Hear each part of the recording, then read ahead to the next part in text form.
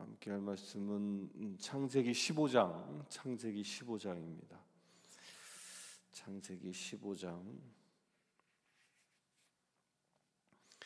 먼저 1절부터 11절까지 읽겠습니다. 이후에 여호와의 말씀이 환상 중에 아브라함에게 임하여 이르시되 아브라함아 두려워하지 말라.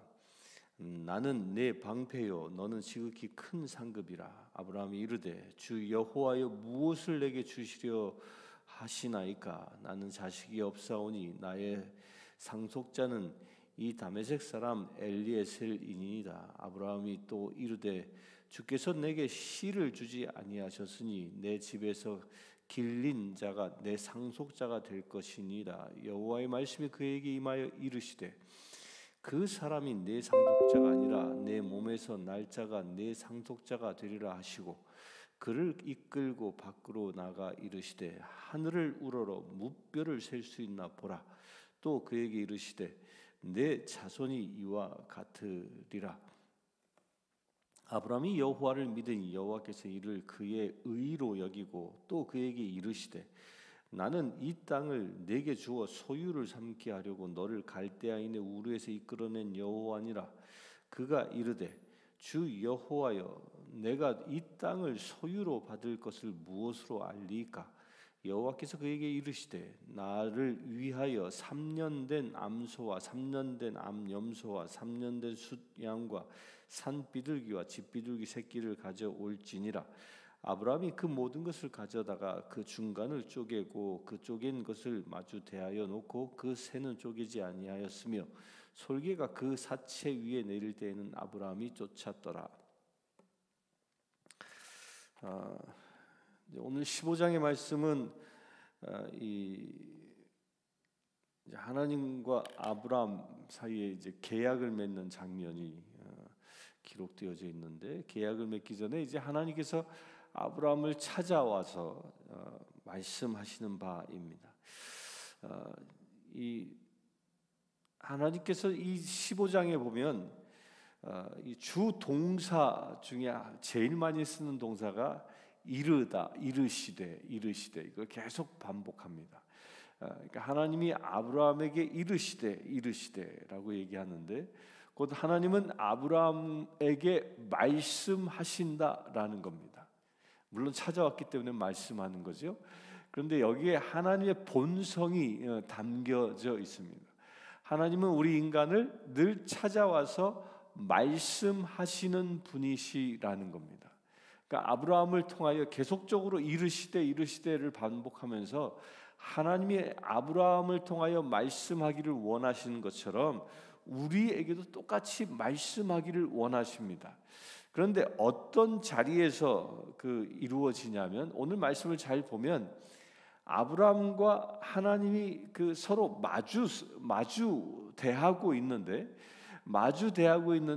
서로가 동상이몽이에요. 그러니까 아브라함이 가지고 하나님께 바라는 것과 하나님이 아브라함에게 주시고자 하는 것이 다른 거예요. 다른 거.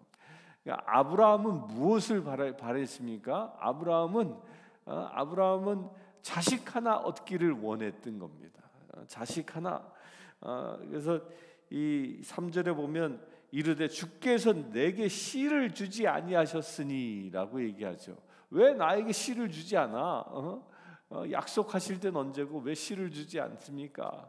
후손을 주지 않는다.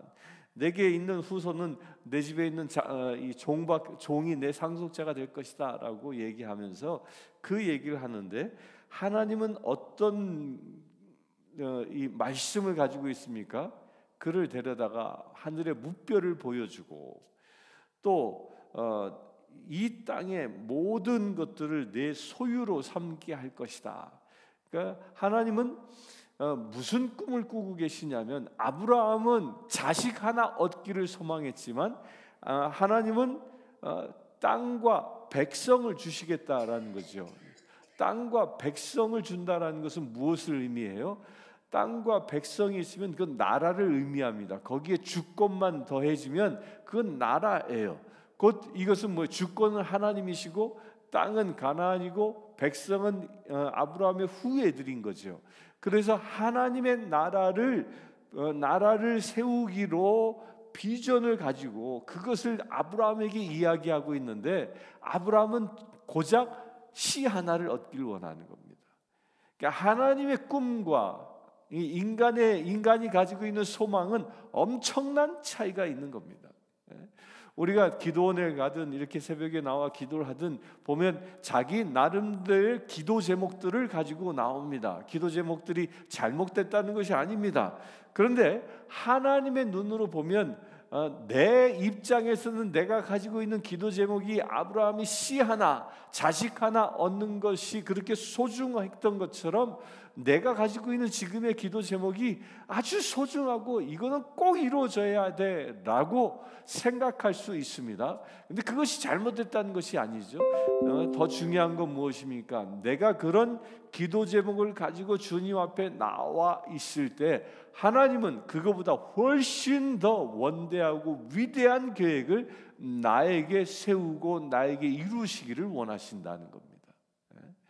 하나님의 그 뜻은 우리가 상상할 수 없을 만한 엄청난 뜻을 품고 나를 초대하신 것이죠. 그 엄청난 계획이 무엇인가? 오늘 말씀의 이 5절에 보면 그를 이끌고 밖으로 나가 이르시되, 또 이르시되 그러죠. 하늘을 우러러 무뼈를 셀 수 있나 보라. 또 그에게 이르시되 내 자손이 이와 같으리라. 여기서 조금 이 어법상 맞지 않는 이야기가 나옵니다. 하나님이 나 좀 씨 하나만 줘. 이렇게 아브라함이 이렇게 얘기하니까 데리고 나가가지고 야야야 저 하늘의 별을 봐라. 저 별 봐라. 저거 셀 수 있나 보아라. 라고 얘기하면서 그에게 이르되 내 자손이 이와 같으리라 라고 얘기합니다. 내 자손이 이와 같으리라. 이게 말이 조금 왜 틀리냐면요, 잘못된 것이냐면 어법상 하늘의 무별들을 보여주고 내 자손이 이와 같으리라고 얘기해야 하는 게 아니라 하늘의 무별들을 보여주시고 내 자손들이 이와 같으리라라고 복수로 얘기해야 될 거 아니에요. 하늘 수많은 별들을 보여줬으면. 그런데 성경 원어나 이 번역된 성경이나 이건 다 단수로 쓰여져 있습니다. 조금 말이 안 맞는 거야. 하늘에 엄청난 그 밤하늘의 별들을 보여주고 나서 내 자손들이라고 얘기해야 되는데 제 자손이라고 얘기합니다. 사람의 생각은 뭐예요? 무별, 그리고 엄청나게 많은 사람들이, 보통 아브라함 그러면 이 축복을 어떻게 받습니까? 내 자손이 저 바닷가의 모래알보다 하늘의 별보다 더 번성하리라. 그렇게 개념을 가지고 있죠. 그건 틀린 얘기는 아닙니다. 그런데 여기서는 왜 단수로 쓰고 있냐면 그에 대한 해답을 갈라디아서 3장 16절에 이렇게 얘기합니다. 갈라디아서 3장 16절에 보면 이 약속들은 아브라함과 그 자손에게 말씀하신 것인데 여럿을 가리켜 그 자손들이라 하지 아니하시고 오직 한 사람을 가리켜 내 자손이라 하셨으니 곧 그리스도라라고 얘기합니다. 그러니까 아브라함을 통하여 그리스도의 탄생을 예고하고 있는 겁니다.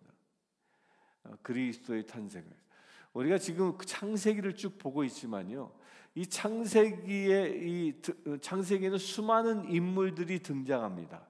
근데 그 수많은 인물들을 통하여 하나님은 무엇을 예표하고 계신 것이냐면 예수 그리스도를 예표하고 있는 겁니다.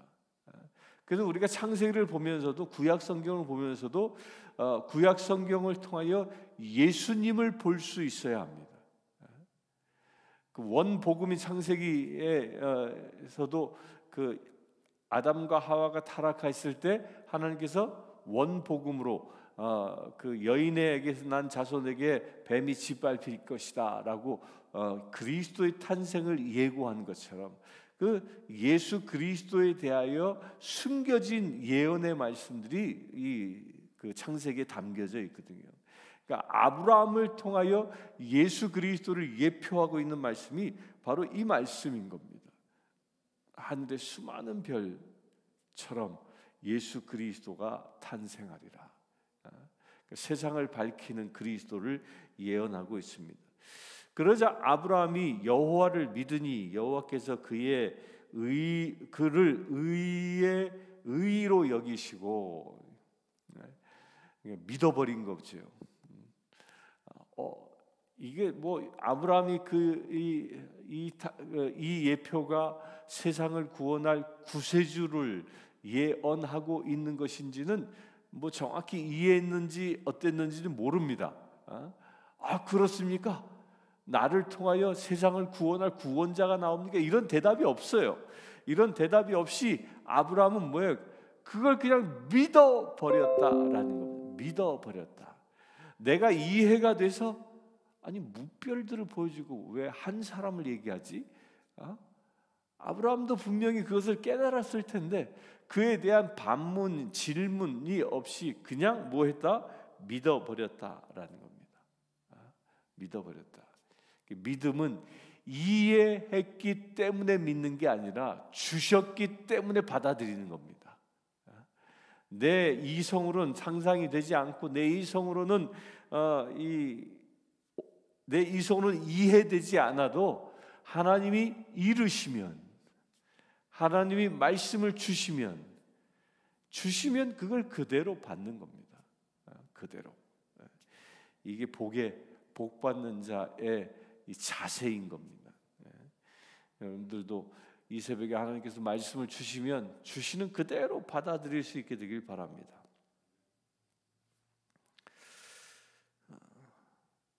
그러면서 7절에 보면 나는 이 땅을 내게 주어 내 소유로 삼고 라고 얘기하죠. 또 8절에 내가 이 땅을 소유로 받을 것을 무엇으로 알리까? 라고 묻자. 땅을 주시겠다고 했습니다. 또 그를 통하여 이 구세주가 탄생을 이야기했고 구세주가 또 어떻게 탄생해 수많은 무별 가운데 탄생한다고 분명히 얘기했습니다. 그러자 어떻게 알겠습니까? 이 땅을 소유로 받는 것을 무엇으로 알겠습니까? 이제 아브라함이 하나님께 질문합니다. 그러자 하나님께서 그 유명한 제사를 준비케 하시죠. 무엇입니까? 3년 된 암소, 3년 된 암염소, 3년 된 수양과 산비둘기, 집비둘기를 제물로 준비하라 라고 얘기합니다. 아브라함이 징조를 구했는데 내가 어떻게 알겠습니까? 내가 이 땅을 내 소유로 삼겠다는 걸 내가 어떻게 알겠습니까? 이 말은 뭐냐면 당신이 땅을 내게 주시겠다고 하면 땅의 소유주는 누구예요? 땅의 소유주는 하나님의 것이거든요. 그러면 하나님이 나에게 주시겠다고 하면 계약서를 써달라라는 표현인 겁니다. 그래서 하나님은 그 계약서를 어떻게 썼냐면 3년 된 암소, 염소, 암염소, 또 3년 된 숫양 이런 것들을 가져다가 제사를 드린 것처럼 하지만 이건 당시에 고대 지역의 그 계약하는 방식이었던 겁니다. 그러니까 옛날에는 이 문자가 통용되지 않았던 시기입니다. 그러니까 서민들은 특히 서민들은 아주 이 귀족들은 이 갈대아 우르 문명을 보면 그 무슨 문자죠? 이렇게 이 갈대 가지고 V자 형식으로 돼서 이렇게 톡톡 점토판에다가 찍어서 그 글자를 만들어내는 그런 것들을 사용했는데 그건 아주 당시에 이 귀족들만 썼던 것이지 서민들은 그 문자를 알지 못했거든요. 그러니까 서민들은 계약을 누군가와 땅 매매 계약을 한다 뭐 이럴 때 무엇을 했냐면 이렇게 짐승을 잡아다 놓고 계약하는 겁니다. 근데 그 어떻게 한 구체적으로 계약하는 방식에 대하여는 12절부터 얘기하는데요. 12절부터 21절까지 봅니다. 해질 때에 아브라함에게 깊은 잠이 임하고 큰 흑암과 두려움이 그에게 임하였더니 여호와께서 아브라함에게 이르시되 너는 반드시 알라 내 자손이 이방에서 객이 되어 그들을 섬기겠고 그들은 400년 동안 내 자손을 괴롭히리니 그들이 섬기는 나라를 내가 징벌할지며 그 후에 내 자손이 큰 재물을 이끌고 나오리라. 너는 장수하다가 평안히 조상에게로 돌아가 장사될 것이요 내 자손은 4대 만에 이 땅으로 돌아오리니 이는 아모리 족속의 죄악이 아직 가득 차지 아니함이니라 하시더라. 해가 져서 어두울 때에 연기나는 화로가 보이며 타는 횃불이 쪼갠 고기 사이로 지나더라. 그날에 여호와께서 아브라함과 더불어 언약을 세워 이르시되 내가 이 땅을 애굽 강에서부터 큰 강 유프라데까지 내 자손에게 주노니 곧 겐 족속과 그니스 족속과 감몬 족속과 헷 족속과 브리스 족속과 르바 족속과 아모리 족속과 가나안 족속과 기르가스 족속과 여부스 족속의 땅이니라 하셨더라. 구체적으로 계약하는 계약을 위해서 재물을 갖다 놨는데 이제 그 계약서를 지금 하나님께서는 이제 13절에 얘기합니다. 무엇을 계약할 것인가? 그 계약서의 내용이 뭐예요? 400년 동안 내 자손이 어딘가에 끌려갈 텐데 그곳에서 내 자손이 400년 동안 머물게 되고 그 400년 후에 큰 재물을 가지고 그 땅에서 나올 것이다. 이 예언을 하지요. 이 예언이 언제 이루어집니까? 출애굽 때 이루어지죠. 실제로 출애굽 때 430년 동안 이스라엘 백성들이 이 야곱 때 넘어가서 그곳에 머물다가 출애굽합니다. 출애굽할 때 어떻게 합니까? 그 사람들이 이스라엘 백성들이 출애굽할 때 금은 보석들을 가지고 출애굽을 하지요. 그 얘기를 지금 예언처럼 얘기합니다. 그런데 이 예언을 하기 전에 12절에 보면 큰 흑암과 두려움이 그에게 임하였다. 누구에게? 아브라함에게. 또 15장 1절에 보면 이 아브라함이 여호와의 말씀이 환상 중에 아브라함에게 임하여 이르시되 아브라함아 두려워하지 말라라고 얘기합니다. 그러니까 아브라함은 지금 상태가 뭐였습니까? 하나님을 만나고 있지만 무엇에 사로잡혀 있었어요? 두려움에 사로잡혀 있었어요. 왜 두려워했을까요?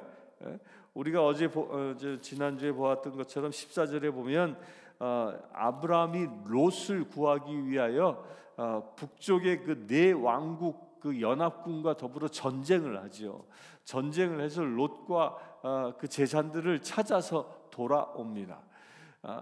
그 돌아온 직후에 지금 하나님이 아브라함을 만나고 있는 것이거든요. 멜기세덱으로부터 축복을 받고 나서 하나님이 아브라함을 찾아온 거예요. 바로 왜 찾아왔느냐? 아브라함도 인간이다 보니까 두려워진 거예요. 무엇이? 롯을 구하고자 하는 마음 때문에 318명을 이끌고 가서 전쟁을 치르고 왔지만 자기들한테 패퇴한 그 연합국이 다음날 정신 차려 보면 어떤 생각을 하겠습니까? 아니 지난밤에 우리를 이 내리쳤던 그 자가 누구야? 아브라함이래. 아브라함이 몇 명 데리고 왔는데 318명이래. 그 소문이 쫙 돌았겠지요. 그렇다면 그 북쪽에 있었던 네 왕국은 무슨 생각을 할까요? 내가 저 하잘것없는 것에 망신을 당하다니. 다시 군대를 일으켜 아브라함을 치러 올 수 있는 상황이었던 겁니다.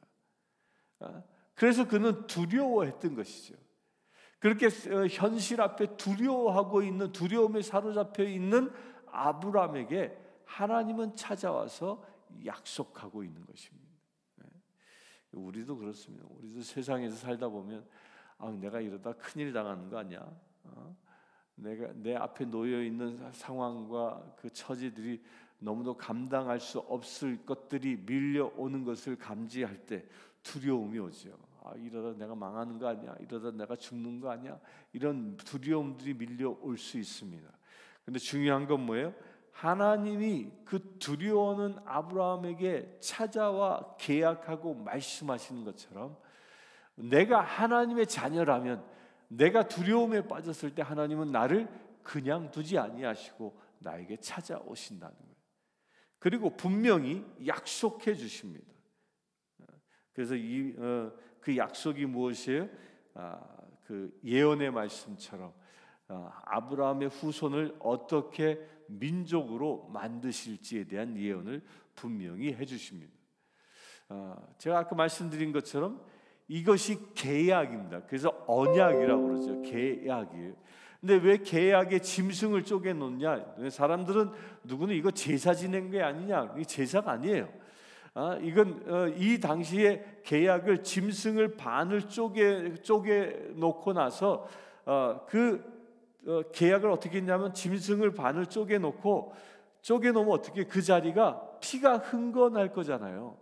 그 쪼개 놓은 짐승과 그러니까 소라고 치면 소를 반으로 뚝 쪼개 놓으면 피가 흥건해지죠. 피가 흥건해진 그 사이에 계약 당사자가 휙 지나가는 겁니다. 휙 지나가는 거예요. 왜 그걸 지나갈까요?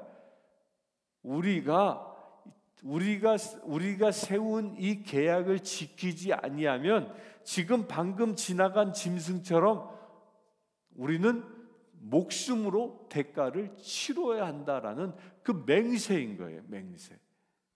그게 고대 근동 지역의 계약하는 방식이었던 겁니다. 그 방식을 따라서 계약을 하는 거죠.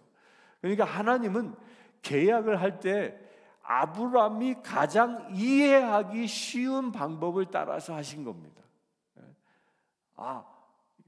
짐승을 쪼개나? 이건 하나님이 나와 계약하시고자 하는 거구나라는 걸 금방 알아차릴 수 있는 당시의 상식적인 방법으로 계약하신 것이죠. 요즘 하나님이 우리를 찾아서 계약하신다면 어떻게 하실까? 저는 어제 이 말씀을 묵상하다 하나님이 이메일 보내가지고 전자 서명할 수 있도록 농담입니다만 당시의 사람들이 이해하는 방법으로 하나님은 말씀하시고 행동하신다는 겁니다. 그래서 우리 현대를 살아가는 사람들에게도 우리가 이해하는 방식, 이해할 수 있는 범위 내에서 하나님은 당신의 말씀을 계시하신다는 겁니다. 그래서 17절에 보면 해가 져서 어두울 때 연기나는 화로가 보이며 타는 횃불이 쪼갠 고기 사이로 지나더라. 그러니까 하나님이 어떤 형상으로 임하셨어요? 불의 형상으로 임했습니다.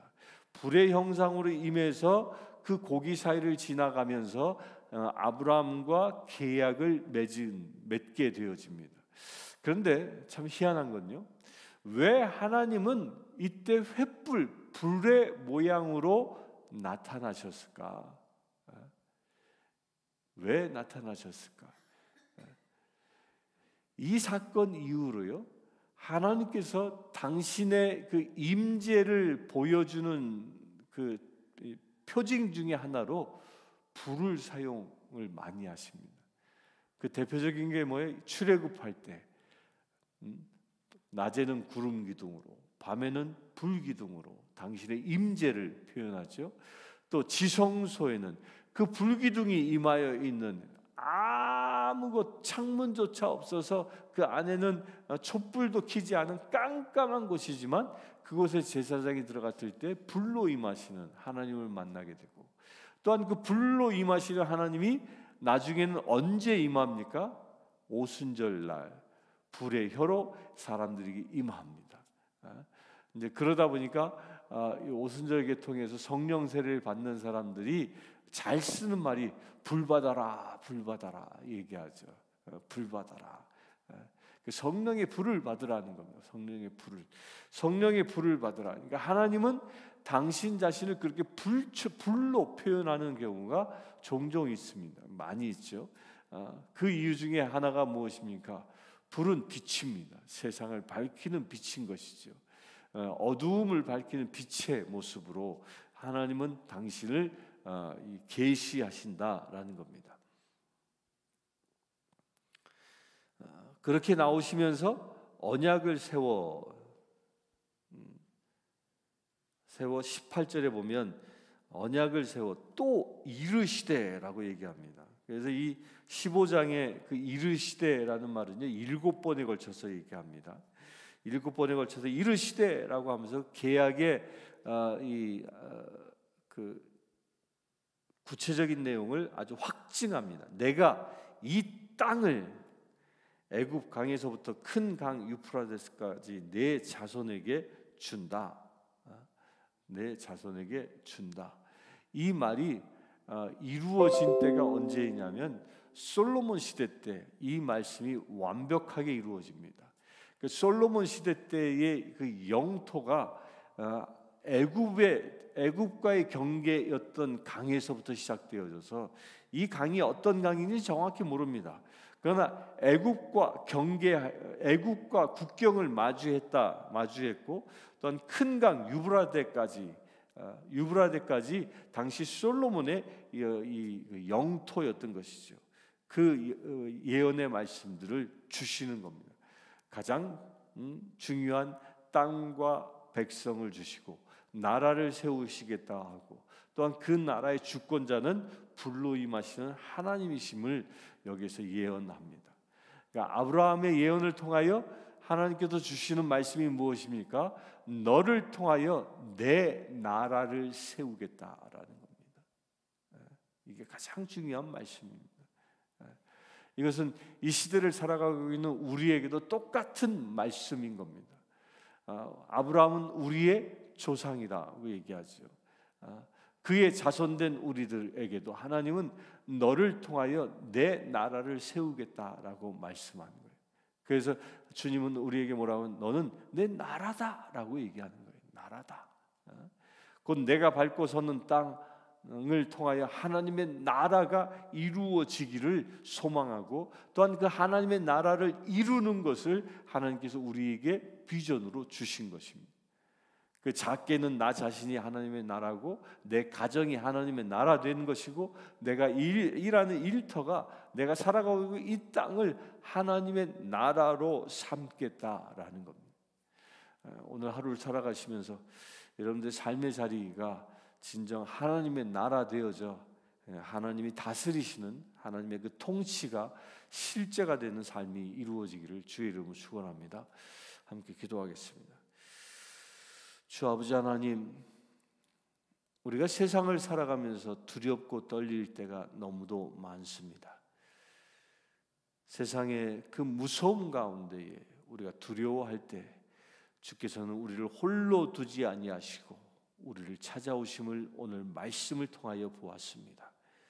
아브라함에게 찾아오셔서 두려워하지 않게 하시고 아브라함을 찾아오셔서 하나님의 나라를 약속하신 것처럼 주님, 이 시간 기도하는 모든 심령들 오늘 하루를 살아가며 오직 하나님의 나라를 일구어 나갈 수 있는 거룩한 믿음의 제들 되게 하여 주시옵소서. 오직 그리하여 주의 나라와 의를 위하여 살아감으로 인하여 이 땅 가운데 하늘의 빛을 발할 수 있는 거룩한 믿음의 제를 되어질 수 있도록 아버지 역사하여 주시옵소서. 어둠이 우리를 장악하지 못하게 하시고 횃불로 임하신 것처럼 우리의 삶 가운데서도 성령의 불로 임하여 주셔서 오직 성령 충만함으로 하나님의 큰 영광을 가지고 날마다 승리하는 믿음의 제들 되게 하여 주시옵소서. 우리 주 예수 그리스도의 이름으로 기도드리옵나이다. 아멘. 이 시간 우리 교회들을 위하여 기도하기를 원합니다. 우리 교회들의 아브라함에게 횃불로 임하신 하나님이 우리 각 교회마다 불로 임하여서 하나님의 나라를 일구어 나갈 수 있는 거룩한 교회들로 일으켜 세워질 수 있도록 이 시간 함께 기도하겠습니다. 주 아버지 하나님, 이 땅에 세워진 당신의 몸된 교회들을 축복하며 기도하기를 원합니다. 모든 교회들이 주님의 형상을 온전히 회복하기를 원합니다. 아브라함과 언약을 맺으신 것처럼 교회들을 통하여 언약을 맺기를 원하시는 하나님, 참으로 아브라함에게 횃불로 임하신 것처럼 모든 교회들 가운데 성령 불로 임하여 주시옵소서. 그래 아버지 하나님, 온전히 교회들을 통하여 이 땅에 하나님의 나라를 이루어 나갈 수 있는 거룩한 제들로 쓰임 받을 수 있도록 아버지 축복하여 주시길 원합니다. 이 마지막 시대를 살아가고 있는 교회들에게 당신의 새로운 부흥, 마지막 때의 대부흥이 임하기를 원합니다. 그 길은 오직 성령의 불이 임할 때 가능함을 우리가 믿음으로 고백합니다. 아버지 하나님, 그렇기 때문에 우리가 간구하건대 이 땅에 있는 모든 교회들 가운데 불로 임하여 주시옵소서. 횃불로 임하신 것처럼 모든 교회들의 성령의 불로 임하여 주셔서 오직 하나님의 사자로 이 땅에 주신 사명을 감당하여 이 땅을 하나님의 나라로 일구어 나갈 수 있는 거룩한 믿음의 제들 되어질 수 있도록 아버지 역사하여 주시옵소서. 특별히 내 11 땅에 세워져 있는 모든 교회들 축복합니다. 아버지 하나님, 교회마다 오직 성령의 불의 도가니 가운데 머물게 하셔서 그 교회에 머무르고 있는 모든 백성들이 성령의 불을 받는 믿음의 제를 되어질 수 있도록 아버지 역사해 주시길 원합니다. 그래 온전히 성령님과 하나 되어 말씀과 하나 되어 이 땅을 하나님의 나라로 건설하는 믿음의 제들 되어질 수 있도록 아버지 역사하여 주시옵소서. 그래 내 11시가 오직 하나님의 거룩한 도성으로 변화되어지는 역사가 일어나기를 원합니다. 오직 하나님만 섬기는 도시 되어지기를 원합니다. 오직 하나님만 찬양하는 거룩한 도시 되어지기를 원합니다. 오직 하나님께만 예배하는 거룩한 도시 되어지기를 원합니다. 늘 성령의 불이 임하는 거룩한 도시, 그래야 어둠이 장악한 이 땅 가운데에 하늘의 거룩함을 드러낼 수 있는 거룩한 도시 되어질 수 있도록 아버지 축복하여 주시옵소서. 그 일을 위하여 이 내시빌이 쓰임받기를 원합니다. 이 내시빌이 온전한 새 예루살렘 되어져 하나님의 나라를 예비해 나갈 수 있는 거룩한 도성 되어질 수 있도록 아버지 축복하여 주시옵소서. 우리 주 예수 그리스도의 이름으로 기도드리옵나이다. 아멘.